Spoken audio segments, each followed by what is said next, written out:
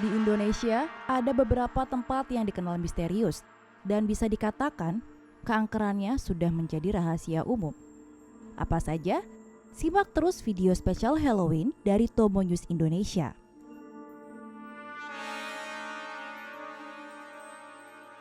Siapa yang menyangka perguruan tinggi negeri paling terkenal di Indonesia ini memiliki banyak kisah mistis dan lokasi angker. Kampus Universitas Indonesia atau UI telah berdiri sejak zaman kolonial Belanda di abad ke-18.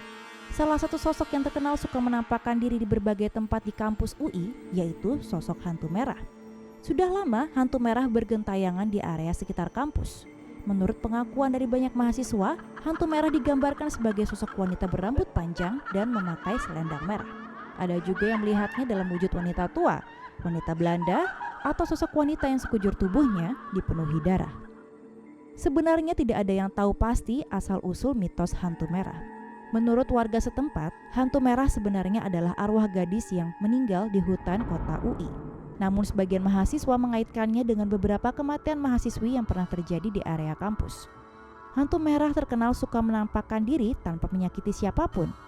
Ia pernah muncul di area danau, jembatan Texas, gedung asrama, bahkan menyamar menjadi mahasiswi dan ikut kegiatan belajar di kelas.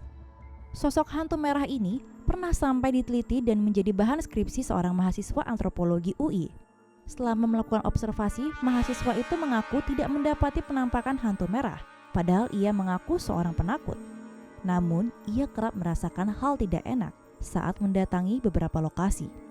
Menurut pengakuan beberapa satpam, mereka pernah melihat penampakan hantu merah di area sekitar rektorat dan danau. Sosok itu sering menampakkan diri dengan cara berjalan yang diseret dan juga leher yang tampak patah. Selain hantu merah, ada juga sosok gaib lain di UI yang berwujud seorang mahasiswi, dan ia disebut hantu wisuda. Menurut mitos yang beredar, hantu wisuda ini sebelumnya adalah seorang mahasiswi dari Fakultas Teknik yang meninggal saat perjalanan menuju wisuda. Tidak rela mati sebelum diwisuda, arwahnya pun kerap bergentayangan di pusat administrasi UI dan rektorat. Terkadang, ia juga suka ikut hadir dalam foto-foto wisuda para mahasiswa UI.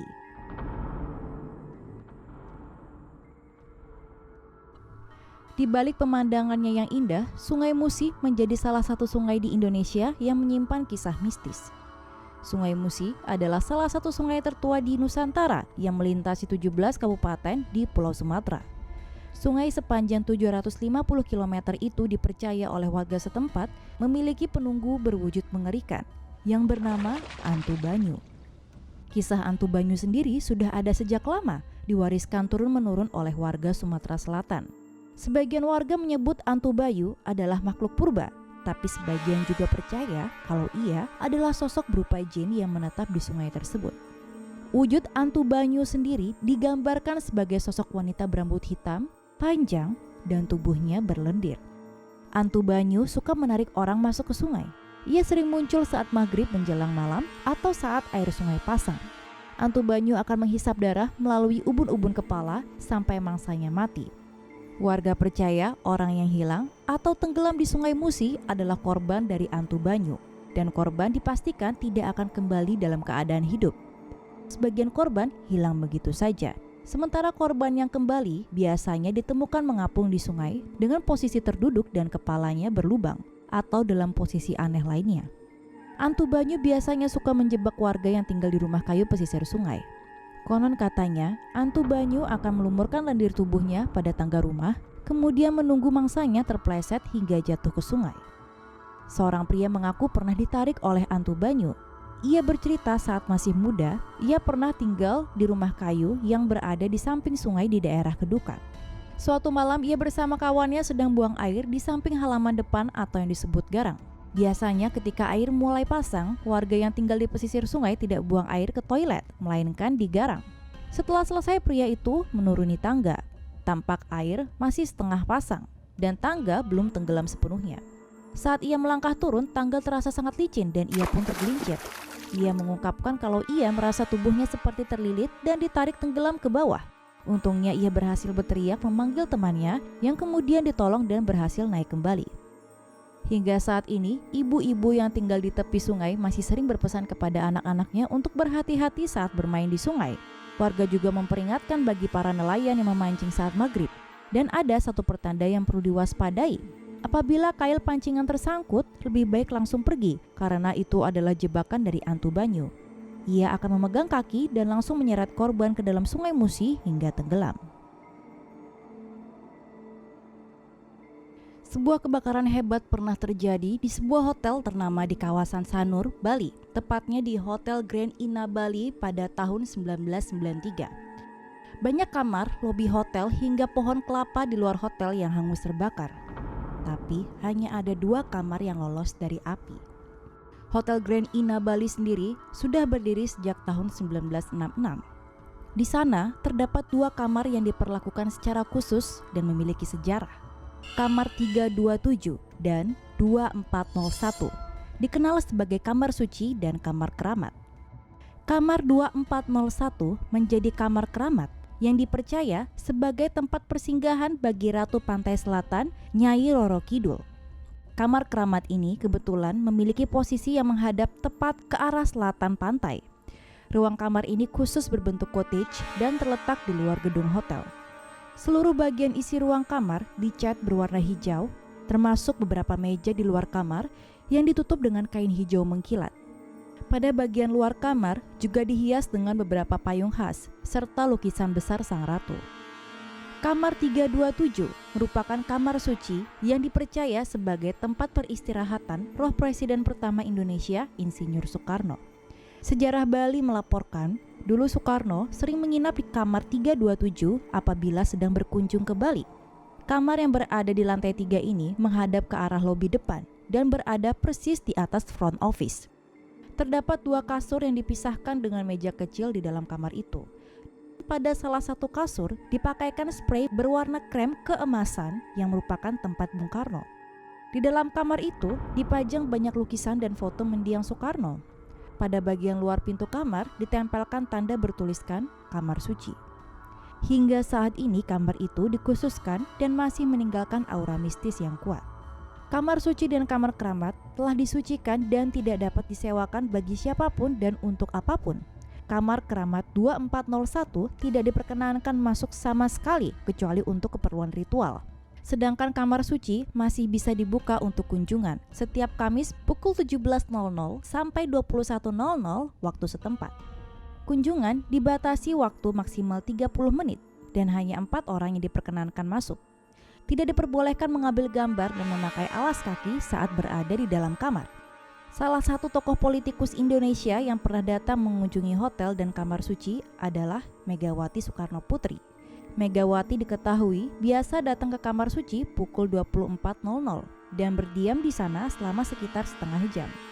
Keberadaan kamar itu juga diyakini sebagai alasan Kongres Nasional kelima PDIP di tahun 2019 diadakan di hotel itu.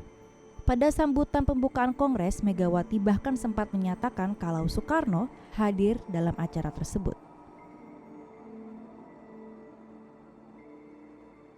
Alas Roban adalah kawasan hutan lebat yang terletak di Kabupaten Batang, Jawa Tengah.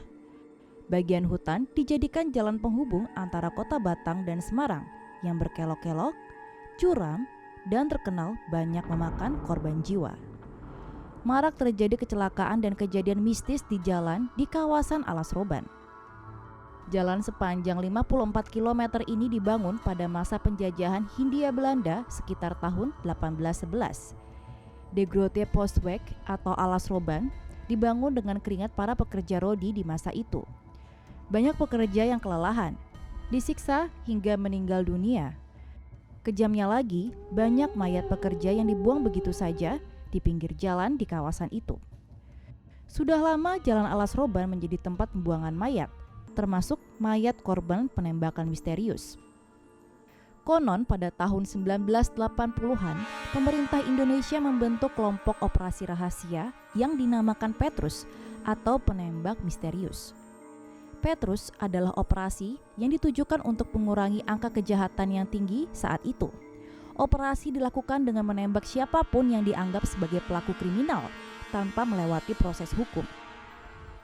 Ratusan mayat penembakan dibuang ke berbagai tempat, salah satunya ke kawasan Alas Roban. Warga menyebutkan banyak mayat yang hilang secara misterius setelah dibuang di daerah hutan itu.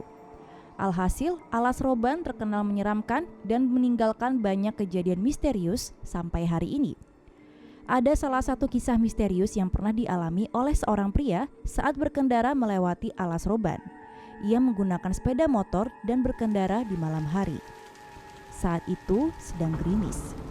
Tiba-tiba, ia melihat sorot lampu bus dari arah belakangnya melalui kaca spion motor.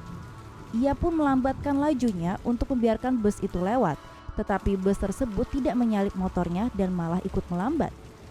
Mengetahui itu, ia mempercepat laju kendaraannya. Tapi seketika, bus misterius itu menyalip dengan kecepatan tinggi dan hampir menabraknya. Anehnya, setelah itu, bus tersebut lenyap dan tidak terlihat lagi.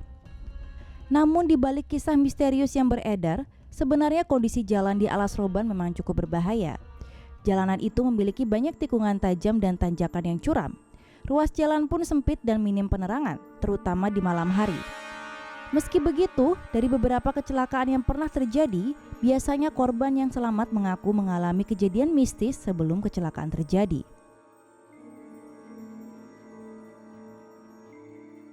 Berdiri sebuah rumah sakit di Kabupaten Tulung Agung di Provinsi Jawa Timur yang bernama Dharma Medika. Rumah sakit ini diketahui telah berdiri sejak lama, tapi tidak jelas sejak kapan. Namun karena fasilitas dan biaya pengobatan di sana yang sangat mahal, rumah sakit tersebut menjadi sepi dan bangkrut.